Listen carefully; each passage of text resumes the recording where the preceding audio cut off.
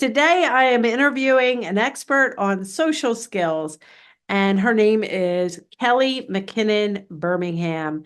And she wrote two books on social skills and just wrote an article and has some really interesting statistics on kids getting held back or thrown out of preschool. We talk about that. We talk about joy and attention and the top skills that teachers, preschool teachers, and other early intervention professionals should be using for kids with and without any diagnosis for the best daycare and preschool experiences. So let's get to this great episode with Kelly McKinnon-Birmingham.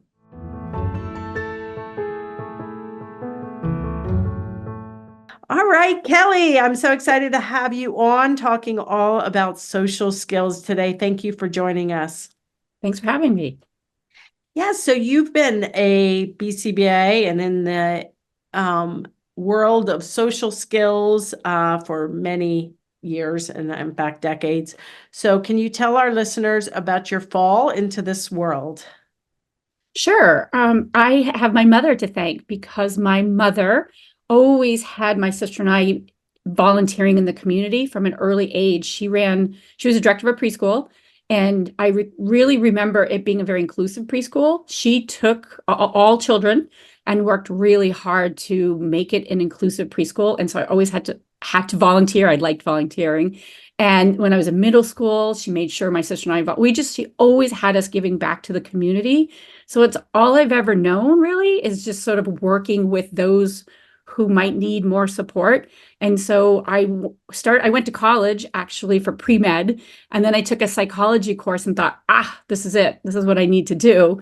And then kept going. I went right from college into graduate school, and I found myself at 24. I had a master's degree in behavioral counseling and psychology. And I was in Massachusetts. I started working for a nonprofit company that helped move adults that had lived and grown up in state institutions and help them move out into community-based living. And that was what the company was based on, was moving these adults into community-based living, community-based working. And then I just started sort of working my way down and then found myself back working with young children again. So it's all I've ever done. Other than waitressing, this is all I've ever done. Yeah. So you have been a BCBA for many 20 years. years, almost 21 years. Mm-hmm. Yep. Kind of same as me. Yeah. Okay. So we chatted a little bit before we hit record, and one of the great things that we talked about, you have two books. One is a 2003 book, Social Skills Solutions, a hands-on manual, which actually I own, and I perused it this morning. I have a lot of books. And you also have a new book, and that's also on social skills, and it's called, what's the name of your new book, if you want The Group Experience. The Group Experience. Okay.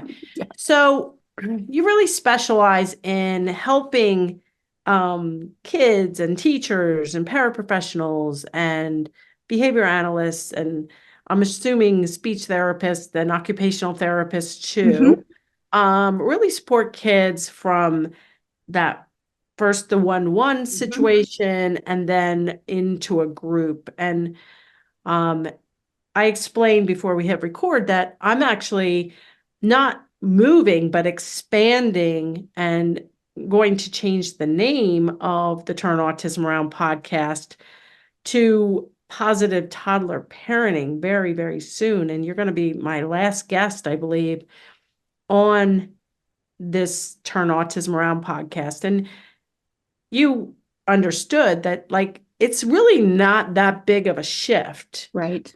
Because it's really all the same. And you work with a lot of little kids, 18 months, 2.5, 3, who are not diagnosed with autism, or even delays in some situations. Like, there is waiting lists. There are, there are children with full language the Right. ability to potty train, yet they're having excessive tantrums and behavioral problems. There are kids who have really fine behavior, but they struggle with language or they struggle with self-care and adaptive skills. So, and we both said it's really hard to tell how a 2-year-old is going to do, Right. regardless of diagnosis. Like you've seen that, right? I have seen that. Having done this for so long, I've actually professionally been working for 28 years. I started specifically working with young children in 2003 as a result of actually sooner than that. And that's what sort of prompted that book with my co-author at the time, was that we were finding that at that early age, for myself as a BCBA, there were no tools. We weren't trained or given any sort of help on looking at developmental sequences and supporting those early skills for the young children. And that's what prompted the first book. Yeah, which is Social Skills Solutions, and it's a Yeah. hands-on manual.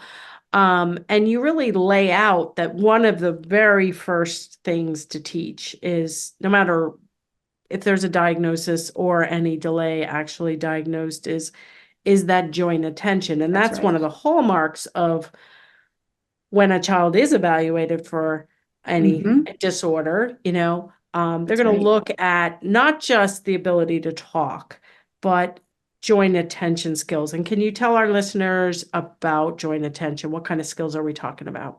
Yeah, I can. And, it's interesting as a BCBA, and, thankfully things have changed, but years ago, I did it, wrote eye contact goals, right?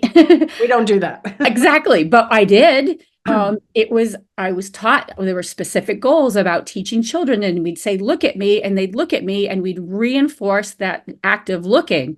And I started realizing early on, I thought, well, what is the point of that, right? That's a social norm where it makes the listener feel respected because the child looked at me. But what was in it for the child to look at me? And I kind of went down that path.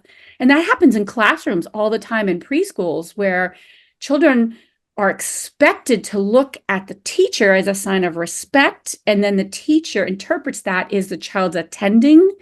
But what we really need to be looking at is the child actually looking and gaining information from that, looking around to see what's going on, perhaps even changing their behavior based on it or imitating something that they see. And that's really what we're talking about when we're saying, look at me, right? And a lot of times teachers are, to this day, are misunderstanding if a child's not looking, assuming they're not paying attention, when that child might actually attend better by not looking.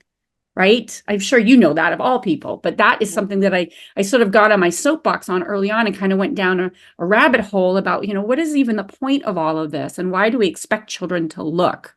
And that gets misinterpreted. Whereas we want children to, I've taught a lot of children as like a coping compensatory skill. If you missed the information, because maybe you're not you don't have autism spectrum, but you have auditory processing issues. If you've missed that initial verbal prompt, look around, see what other children are doing, and then follow along, and then you can get yourself back on track. Like I've spent a lot of time teaching children with, perhaps just learning challenges, how to manage those situations. Hey, this is Mary. I'm breaking in real quick to tell you that April is Autism Awareness Month, and every year we celebrate in some way. And since this is our last few episodes where we're going to be named the Turn Autism Around podcast, I wanted to do a special offer for those of you who have children and clients with autism or toddlers definitely showing signs of autism. Maybe they are on a waiting list and you want to get into my autism information, the toddler preschooler course or the school age course, and then eventually get into the verbal behavior bundle courses and membership as well. If you've never taken these courses, any of my courses, the best deal right now is marybarbera.com/buy now. You can get into our course and community as early as today and get started really turning things around. Now, if you have been part of my course and community in the past, but it's been a while, You do want to email info@marybarbera.com for special comeback pricing in April of 2024 only. So either go to marybarbera.com/buy now or email us at info@marybarbera.com to get special pricing this month only. Let's get back to the show. So, and we've done another podcast episode pretty recently on joint attention. We can link that in the show notes. I've also done video blogs on eye contact and how we don't teach that in using my approach. But we do encourage eye contact and looking at the person by holding things up to our face and our mouths and saying cat or bubbles, bubbles, bubbles. And then that way you are delivering something reinforcing, you're saying a word up to 3 times. Like I've got a lot of social skills and joint attention skills built within my approach. Also sitting catty corner and orienting and teaching pointing. And just all kinds of skills. Greetings was a big thing in your book when I was skimming it. And I have a whole bonus video on how to teach greetings. I probably have a video blog. And that can get really complicated. You think like it's just a matter of saying hi, but like in the past when I've taught Lucas, initially when I didn't know what I was doing, I wasn't a behavior analyst, I had no idea. He got into this pattern where people would say, hi, Lucas, and he would echo back, hi, Lucas. And so we had to teach him, and I created a whole procedure to kind of get rid of that. And it's just very complicated. But so your first order of business is to assess and teach a child those initial joint attention skills. And sometimes I have a problem with, people want to, just because they're 3, put them in a center-based program with a bad, not a great ratio, like too many kids per teacher, when really the child needs that individual instruction. Do you see that? I do. And that actually was the point of this second book, was to talk about when a child needs one-on-one versus when they need to move into a group experience. And if a child doesn't have that observational learning, imitation skills, joint attention, both initiating joint attention and responding to joint attention, then they shouldn't be in a group, right? They need to be in a one-on-one learning format, and that those are the early learning skills that they need to have before they're going to be successful in a group format. Yeah. And like my son Lucas, when he was 2, he just turned 2, we put him in a toddler preschool class because we were concerned that he had speech delay, and my husband had mentioned the possibility of autism. But he only went there, Tuesday and Thursday mornings for 2 hours each. And he was able to, sit in circle time and that sort of thing. So, sometimes when kids are not speaking, not imitating well, doesn't mean you can't do anything, but putting them in a full-time preschool class without one-to-one can really be detrimental. Agreed. And I think that what you said is really important, because I'm not saying never be around other children. I'm saying the primary focus, their whole programming should not be in a group format at that point, but they can still learn other skills around other children, but there needs to be an emphasis on how to learn. And that often needs to be in a one-on-one format, like you talked about. I'm also an Early Start Denver model certified therapist, and there's a heavy emphasis in that program around, just like you described, where we want children to look at a person, but we want them to look for a purpose, not just because I said, look at me. And that's just a discrete skill. I'm looking for a purpose. I'm looking towards your face. I'm looking at the bubbles you're showing. I'm naming the bubbles. I want the bubbles. I'm reaching for the bubbles. There's a whole purpose behind that for the child to do, not just because I told you to do it. Yeah, definitely. So I also get emails and questions a lot about my child's being held back or kicked out of daycare or preschool. And I know you have some experience with that. So how do we approach something like that? So There is a study, and I recently did an article for EP Magazine about early intervention, ABA, and the group learning experience, which we can share. And I found an article by Spectrum News where 1 in 6 children diagnosed on the autism spectrum were getting kicked out of daycare or preschools. And the typical reason that they found was either toilet training or problem behavior. And this study really looked at, which I think validates what you and I know, is that the children were verbal, right? They had verbal skills, but either the challenges with toileting or perceived problem behavior were reasons for being kicked out. They were being expelled or kicked out of the programs. And it actually highlighted the lack of training and understanding, more often the private schools than public, but the lack of understanding how to manage any kind of perceived difficult behavior or even just general classroom management skills. And so, I find that often parents have called me and said, my child's getting kicked out. What do I do? And so I've often then gone into that, more often private or public setting. And it is the child, a couple things that in my personal experience I saw, usually it was like challenging with sharing. That might have even led to a bite incident. I've seen that one a lot. You probably have Biting too. will get you out of kicked out of the best places. Biting. Yep. So I do have blogs on biting that we can link. I have a blog on getting kicked out of preschool or daycare or held back. I've got a couple that I might be really helpful. But yeah, Biting's a big will one. definitely and in some cases, it's actually a blessing because the child needs more one-to-one support. Yep. And, it doesn't feel like a blessing when you're you're working, you're trying to, really make it work, and you're like blaming the school for, but at the same time, if your child's biting another child or the adult, it is an unsafe situation.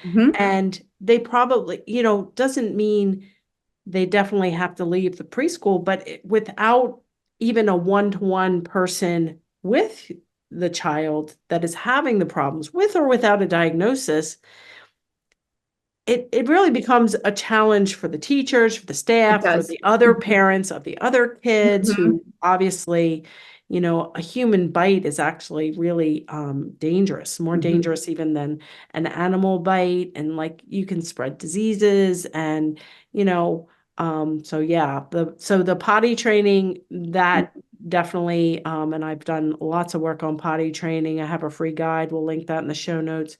And then problem behaviors. And definitely. And I think the biggest thing too is like, don't blame it on autism or ADHD or, well, that's because he's got some genetic disorder. That doesn't mean they have to have problem behaviors. That is a lack of training, a lack of support, a lack of consistency, a lack of prevention. Like I was at a mastermind meeting and my friend showed me a picture of her granddaughter with bite marks on her back. And she said this child bit her not just once, not just one occurrence, but, multiple times. And so,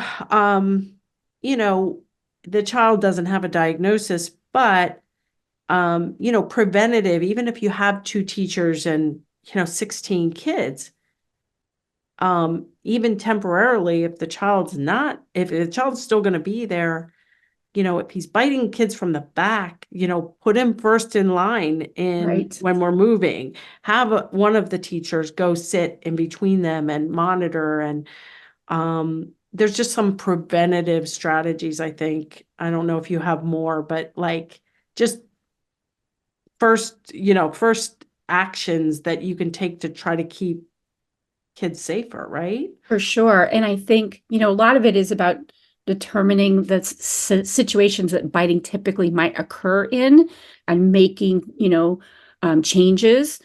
Often, the situations I often saw children biting were sharing toys, right? The inability to share or wait for something. And it's usually the biting is rooted in a skill deficit that the child doesn't have, and they need to have support and training on that, but you can make accommodations once you can sort of pinpoint when that the biting might likely happen, right? It's not coming out of the blue. It's coming for a specific reason. Maybe it's body proximity, right? Maybe when children are too close, that child bites as a way to say, get out of my way, you're too close. And so there does have to be, as you know, you have to do some analysis around the reason for the biting. And then you can make those accommodations, like being first in line and not being behind someone, or if, sharing is a situation where this comes up. Now we're like really working on that scenario, and maybe there's an adult there to be preventative in that scenario. Mm-hmm.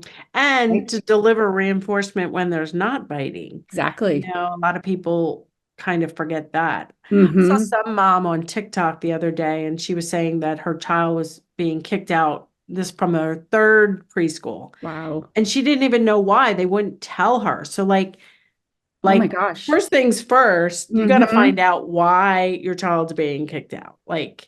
Um, because, and then, she's like, oh, people in the comments, no, autism has been ruled out. It doesn't matter. The Doesn't matter. diagnosis doesn't matter. If you have a child that's biting, there's reasons, and there's preventative strategies, like you Mm-hmm. said, Kelly, and then there's reactive strategies, and maybe he does need a different placement, at least for now, Mm-hmm. because it really isn't helping anybody if there's major disruptions. So it is a balancing act, though, right? For sure. For Yeah. sure. So what do you think are if you just had 3 minutes to give our listeners, say they're preschool teachers or parents, who are sending their kids to daycare or preschool, like, what are a few things that everybody should be doing? That's a really hard question. But Yeah. what should the teachers be doing? Yeah, I like what are three just general, like, classroom management Yeah, tips, or things that really, with your great classrooms, are happening? I think personally what I see is one classroom or organization. I've been in a Mhm. lot of schools, lots and lots of schools. And just because your classroom is organized doesn't mean it's a great environment, but if it's disorganized, I already know there's problems, right? So, True. like organization of the classroom, like really clearly defined, like expectations in each portion of the classroom. And I also see a lot of times too much corrective language and not enough reinforcement, right? Not enough attention to the good that's happening and that differentiation of that. I vividly remember going into a classroom that was beautiful, and the children were really well behaved, but the teacher would stop her circle time and spend so much time correcting some problem behavior that resulted in then the other children that were doing the right thing, that they then became involved in, like, not paying attention. And next thing you know, this classroom that had all children attending to the teacher, but because two children stopped, now none of them were attending to the teacher, and the whole thing just kind of fell apart. Yeah. Whereas if some simple differential reinforcement of the children that were attending had occurred, like, I like how this happened, great job doing this, and hey, Sally, look, great job listening, and maybe someone else in the classroom and managed that would have gone a different way altogether. Yeah, I love that. I mean, I've done a lot of work with Glenn Latham's Mm, 8 to 1, 8 positives to every yep, negative. exactly. You can turn whole classrooms around. So, I mean, I think those 2 points are excellent, giving specific feedback, differential reinforcement, like, not just good job, Right, but right. like, I hey, like how you're great sitting. the way you took your turn there, and nice the Hmm. way you um shared that, or said that word so clearly. That was awesome. Or, you know, um yeah, and I think if all preschools and daycares, and I've said this all the time, would use that 8 positives to every negative, Hmm. or even 5 positives to every negative, get that ratio going, Hmm. not Yes. just with the kids, also with the parents, your team members, administration. If everybody can be a lot more positive, I think Agreed. the kids will do better. The staff, you'll retain your staff better, and it'll Hmm. just be a better environment for everybody. Absolutely. Yeah, I love that. All right. Well, part of my podcast goals are not to just help the kids, but also help the parents and professionals listening. So, do you have any stress reduction tips or self-care things that you do to be less stressed and lead a happier life? I live in California, so I go outside a lot, and we're fortunate that we have a lot of sunny days. So Yeah. I try to spend as much time outside as possible. And then I'll also share, I do have a stepdaughter on the autism spectrum who's an adult, but one thing that her dad and I did to reduce the stress that we felt as a family is I call it this, but we don't call it this, but it's called non-contingent Sunday, which is really just Sunday's fun day, we call it. And no matter what challenges we had as a family during the week, no matter how things were going, Sunday is purely a day to be together and do a fun event.